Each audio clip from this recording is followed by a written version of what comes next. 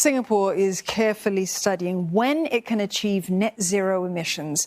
Finance Minister Lawrence Wong says that the country hasn't set a target date yet because it wants to ensure that it can deliver on it. Mr. Wong made this comment at a sustainability event.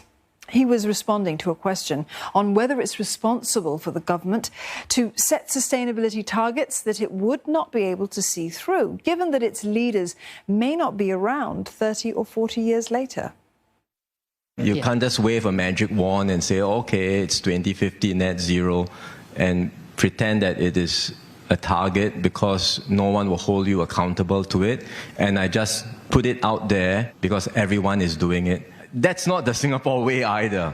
We haven't yet quite set a net zero target for Singapore precisely because we want to make sure that when we set that target and the year in which we do it, we will make it happen.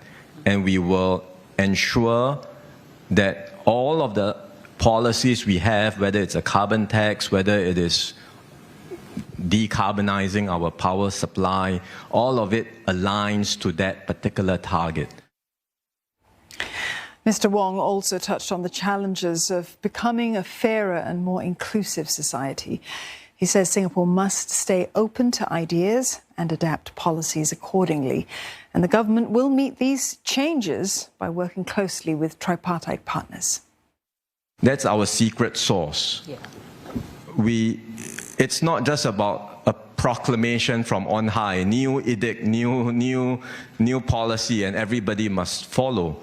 We far prefer an approach where we work closely with our unions, with our employers, discuss with all stakeholders, get ownership and buy-in, and then put in place any changes in policies.